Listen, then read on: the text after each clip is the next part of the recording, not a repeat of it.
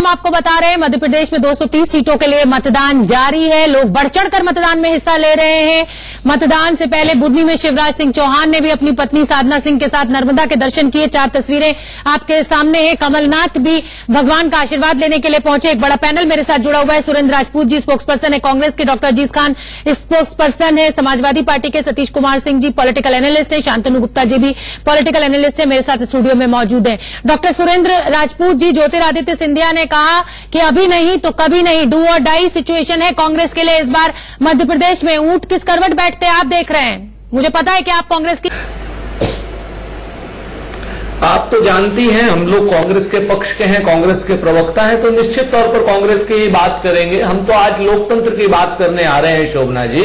हम राजीव जी की तरीके से व्यक्तिगत आरोप प्रत्यारोप नहीं करेंगे। हम ये जरूर कहेंगे कि 100% मतदान हो, लोकतंत्र के पर्व में लोग बढ़ चढ़ के हिस्सा ले, लोकतंत्र की विजय होनी चाहिए और बदलाव की तरफ लोग चल रहे हैं, वो अपने आप सामने सबको दिखाई दे रहा है। अब आज की डेट में आप गोत्र की बात करें, हम तो विकास की बात करेंगे।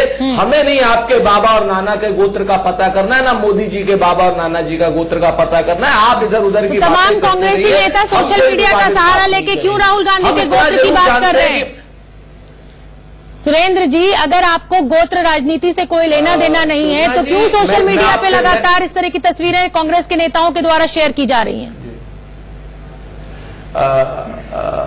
जी मैं आपको जवाब देता हूं, वो भी जवाब देता हूं। क्या राहुल जी ने कोई तस्वीर शेयर की हमारे ऑफिशियल ट्विटर हैंडल से कोई हुई हो या कांग्रेस ने कहीं कोई प्रेस विज्ञप्ति जारी की हो, तो मैं आपको भी और राजीव जी को भी चुनौती देता हूं। और यहां पर एक और भारतीय जनता पार्टी के प्राथमिक और बड़े कार्यकारी सदस्य बैठे हुए हैं शांतनु गुप्ता जी, उनको भी मैं चुनौती देता हूं कि ये 3 जगहों से आप ऑफिशियल ट्विटर हैंडल से दिखा दीजिए, राहुल गांधी जी से दिखा दीजिए, कांग्रेस के ट्विटर हैंडल से दिखा दीजिए। चलिए, आपके लिए सबसे बड़ा मुद्दा मध्य प्रदेश में क्या है? ब्राह्मण जब बात पूछता तो सुरेंद्र जी, आपके लिए मध्य प्रदेश में सबसे बड़ा मुद्दा क्या है? मंदसौर के किसानों की बात करेंगे सिर्फ।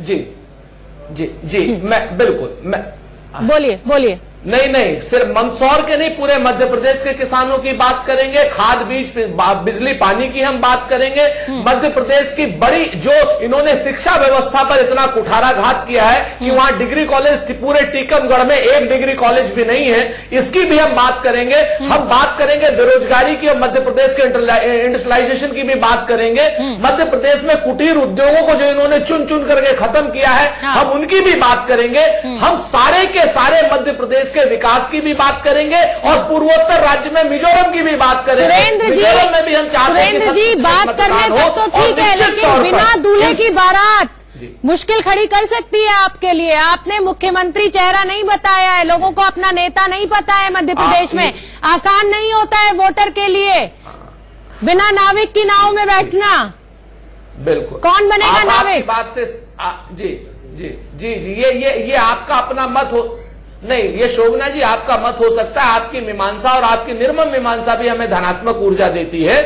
हरियाणा में इन्होंने कौन सा प्रत्याशी बताया था? क्या इन्होंने प्रत्याशी उत्तराखंड में, उत्तर प्रदेश में, झारखंड में बताया था? हाँ। दो नियम क्यों कि मुझसे पूछनी है तो चेकोस्लोवाकिया की स्पेलिंग पूछ रही है और भाजपा से पूछनी है तो जी ये आरोप गलत है और मुझ पर ये आरोप मत लगाइए। नाप लीजिए सुरेंद्र जी, ये सवाल उत्तर प्रदेश के समय बीजेपी से भी पूछा था। बिल्कुल नहीं, आपका आरोप नहीं है, क्षमा के साथ। हाँ, ये सवाल मेरा पूछना फर्ज है। लगा रहा हूं। हाँ। मैं बताऊं, मैं तो इस सारे सोशल मीडिया जो भारतीय जनता पार्टी का 2 मुहा सोशल मीडिया है, मैं उस पर आरोप लगा रहा हूं, आप पर नहीं।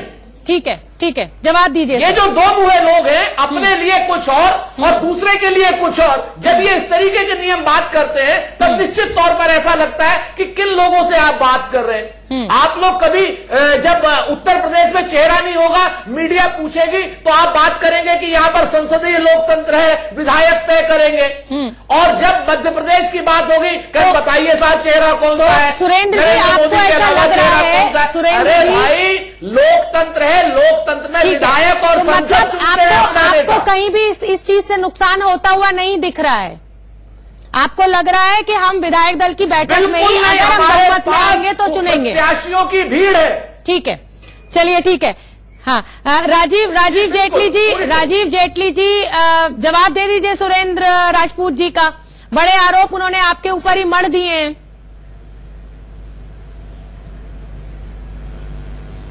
देखिए, मेरे पास बिल्कुल भी आवाज नहीं आई है, टेक्निकल उत्तरांचल, हरियाणा और झारखंड आप दे पाऊंगा उसमें, और महाराष्ट्र भी। हाँ ठीक है। ये अगर हम बात करें तो वोट कटवा की बहुत बात आ रही है कि बहुत सारी पार्टियां, शांतनु जी उनको भी लेंगे, हाँ उनको भी लेंगे, शांतनु जी को भी लेंगे, सुरेंद्र जी, राजीव जी, इस बार वोट कटवा की बात बहुत हो रही है मध्य प्रदेश की राजनीति में। समाजवादी पार्टी की बात, बहुजन समाज पार्टी की बात और तमाम जो लोकल दल है वो वोट कटवा, दो धारी तलवार की तरह। किसको नुकसान होता हुआ आप देख रहे हैं? आपको नुकसान हो रहा है या कांग्रेस को हो रहा है? SC/ST एक्ट में जो आप अध्यादेश लाए थे, सवर्ण ऑलरेडी आपसे काफी नाराज हुए थे उस समय।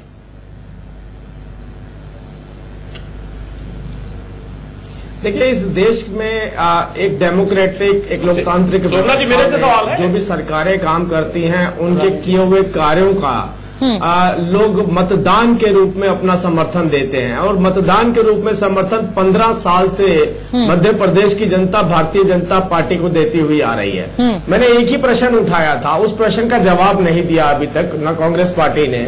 मैंने केवल ये कहा था कम से कम कुछ तो बता के जाएं। अभी तो मतदान चल रहा है, कम से कम ये तो बताएं। कमलनाथ जी कहते हैं मैं मुख्यमंत्री बनूंगा, बहुत कंफर्म हो चुके हैं, बहुत श्योर होते हैं। मैं मुख्यमंत्री की जब बात कह रहा हूं तो कांग्रेस पार्टी की बात कह रहा हूं। कांग्रेस पार्टी में वो अपने आप को लेके बहुत आश्वस्त है, उन्हें लगता है कोई दूसरा व्यक्ति नहीं है प्रदेश के अंदर, अपने आप को सबसे बड़ा दावेदार मानते हैं। लेकिन और वही जो अपने आप को सबसे बड़ा दावेदार मानते हैं, अगर उनके पास विकास के लिए कुछ होता कहने के लिए, तो वो केवल मुसलमानों को अपील ना करते कि हमें वोट दीजिए, वो पूरे प्रदेश की जनता को अपील करते कि हमें वोट दीजिए। और कम से कम एक खाका जरूर रखते जनता के सामने और ये जरूर बताते कि भाई हम, तो मतलब आप लोग इतने आश्वस्त हैं हिंदू वोट को लेकर कि योगी आदित्यनाथ जब ये कहते हैं कि हमें अली नहीं बजरंगबली का साथ है, तब आप भी तो समाज को बांटने की बात कर रहे हैं। कांग्रेस को अगर मुसलमान वोट तो आप हिंदू वोट की बात कर रहे हैं, तो आप दोनों ही एक से।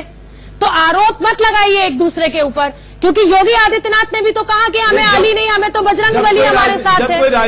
जब कोई राजनीतिक पार्टी, जब कोई नहीं ना शोभना जी, जब कोई राजनीतिक पार्टी बहुत आश्वस्त होती है, मैंने आपसे कहा पूरे प्रदेश को अपील करी कि पूरा प्रदेश निकले और अपना मतदान दे, जिसने भी विकास किया उसके पक्ष में दे, जो अपने विकास के आंकड़े, विकास का इतिहास सीधे आप मेरे चैनल पे बैठकर, इस डिबेट में बैठकर आपने अपील कर डाली वोटर से, सर ये स्मार्टनेस नहीं चलेगी, वोट चल रहा है, कोड ऑफ कंडक्ट का उल्लंघन मत कीजिए, वोट देने की अपील कीजिए, अब इस समय वोट जनता को डिसाइड करने दीजिए। देखिए शोभना जी, शोभना जी, मैं एक बात बोलना चाहता हूँ, जनता को बिजली चाहिए, पानी चाहिए, सड़कें चाहिए, एग्रीकल्चर में ग्रोथ चाहिए। अगर ये सारी व्यवस्थाएं चाहिए तो क्या हम उनसे ये कहेंगे कि हिंदू या मुसलमान बन के अगर इतना सब कुछ कि जो आपको अधिकार मिल रहे हैं, सुविधाएं मिल रही हैं, उसके आवाज में मतदान कीजिए। लेकिन दूसरी तरफ देखिए ना, मैं तो आपसे यही कह रहा हूँ, दूसरी तरफ देखिए एक भी एग्जाम्पल, अभी तो कांग्रेस के प्रवक्ता आपके पैनल पे बैठे हैं, मैं तो अभी इनसे खुली तौर पे बोलता हूँ, मतदान कर रहे हैं लोग, इनसे ये पूछिए, आप एक बार तो बोलिए हम कैसा मध्य प्रदेश देंगे, जैसा बीमारू प्रदेश छोड़ के गए थे वैसा देंगे, अगर वैसा नहीं देंगे तो कैसा देंगे? अरे सर, उसकी चिंता आप छोड़ दीजिए, आपने विकास किया है, रिजल्ट आ जाएगा 11 दिसंबर को। कांग्रेस कैसा मध्य प्रदेश देगी ये वोटर को डिसाइड करने दीजिए। करते थे हर 5 साल में पब्लिक हमें वोट देती थी, ये बात को समझ में आ गया पब्लिक क्यों वोट देती थी। मैं आपसे कह रहा हूँ उनका एजेंडा समझ में आ गई पब्लिक क्यों वोट देती थी। आप 15 साल का रोना रो रहे हो, पब्लिक ने 7 साल हमें वोट दिया है। नंबर 1, नंबर 2 RTI हम लेकर के आए, राइट टू एजुकेशन हम लेकर के आए, राइट टू फूड हम लेकर के आए, मनरेगा हम लेकर के आए, आधार हम लेकर के आए, DBTF हम लेकर के आए, फाइनेंशियल इंक्लूजन हम लेकर के आए। आप लाए तो लाए क्या, जरा बताइए ना। राजीव जी, घोटालों की भी बात करेंगे। 15 साल में सरकार किन किन घोटालों में गिरी हो, ई टेंडरिंग घोटाले की बात भी करेंगे, व्यापम घोटाले की बात भी करेंगे, वोटर्स के दिमाग में होगी, उस पर भी बात करेंगे। फिलहाल हमें रुकना पड़ रहा है एक छोटे से ब्रेक के लिए, चर्चा बहुत गर्म हो गई है, रुकना पड़ रहा है एक छोटे से ब्रेक के लिए। इस मतदान पर 230 सीटों के लिए मध्य प्रदेश में मतदान जारी है, मिजोरम में 40 सीटों के लिए मतदान जारी है और हमारी महा कवरेज लगातार जारी है। देखते रहिए इंडिया न्यूज। देश में लगातार मतदान जारी है, मिजोरम में भी 40 सीटों के लिए मतदान जारी है। मेरे साथ एक बड़ा पैनल जुड़ा हुआ है। राजीव जेटली जी स्पोक्सपर्सन बीजेपी के, सुरेंद्र राजपूत जी कांग्रेस से हैं, डॉक्टर अजीज खान समाजवादी पार्टी से, सतीश कुमार सिंह पॉलिटिकल एनालिस्ट हैं, शांतनु गुप्ता जी पॉलिटिकल एनालिस्ट है, विनोद अग्निहोत्री जी सीनियर जर्नलिस्ट हैं और अभी हमसे जुड़े हैं। सर, मध्य प्रदेश की राजनीति पर सुबह से लेकर अभी तक हमने काफी जो है कर लिया है इस काम। आपसे ये जानना चाहेंगे, आपका अनुभव क्या कह रहा है? ऊंट किस करवट बैठने जा रहा है? 50-50 की लड़ाई है, सियासतों का भी अपना योगदान है, रियासतों का भी मध्य प्रदेश की सियासत में, तो आप क्या देख रहे हैं? देखिए, लड़ाई बिल्कुल 50-50 की है, कांटे की टक्कर है। और मैं तो ये कहूंगा, मैं मध्य प्रदेश घूम के आया हूं कि निश्चित रूप से कांग्रेस जीते हारे, भाजपा जीते या हारे, ये तो 11 दिसंबर को पता चलेगा। लेकिन जिन मुद्दों को लेकर लड़ाई हो रही है वो मुद्दे महत्वपूर्ण हैं। किसानों का मुद्दा, बेरोजगारी का मुद्दा, इसके अलावा जो है महिलाओं के प्रति जो बलात्कार और सुरक्षा का मुद्दा, ये मुद्दे हैं, ये बहुत महत्वपूर्ण मुद्दे हैं। शिवराज सिंह चौहान अपनी उपलब्धियों को लेकर के जनता के बीच में जा रहे हैं। अब जनता वहां उनके समर्थक भी है, विरोधी भी। किसानों के मुद्दे पे क्या गिरती हुई दिख रही है शिवराज सरकार? निश्चित रूप से जिसको सबसे ज्यादा प्रमुखता के साथ कांग्रेस उठा रही है, लेकिन घोटालों की बात उतनी प्रमुखता से नहीं उठाई गई। व्यापम का हमने कम जिक्र सुना है। व्यापम का इसलिए नहीं उठाया गया कि व्यापम में ई टेंडरिंग की बात तब भी थोड़ी बहुत छुटपुट सुनने को मिल रही है। व्यापम का मुद्दा इसलिए नहीं उठाया गया कि व्यापम को लेकर सबसे ज्यादा आरोप जिन पर कांग्रेस लगाती थी वो सदन कांग्रेस में आ चुके हैं। तो कांग्रेस पार्टी अब उसको नहीं उठा रही है, नंबर एक। नंबर दो, दूसरी बात यह है कि किसानों का एक ऐसा मुद्दा है जो भारतीय जनता पार्टी के लिए चिंता का सबब है। अब उसको किस हद तक वो डाइल्यूट कर पाते हैं। कांग्रेस ने जो 2 लाख रुपए लोन माफ करने की बात करी है या मदद करने की बात करी है, क्या वो फायदा पहुंचाएगी कांग्रेस को? उसका असर दिख रहा है, असर दिख रहा है, लेकिन वो कितना वोट में कन्वर्ट होगा और कांग्रेस कितना आगे बढ़ पाएगी ये 11 को पता लगेगा। लेकिन मैं जहां गया हूं वहां निश्चित रूप से लोग उसकी चर्चा करते हुए मिले। ठीक है।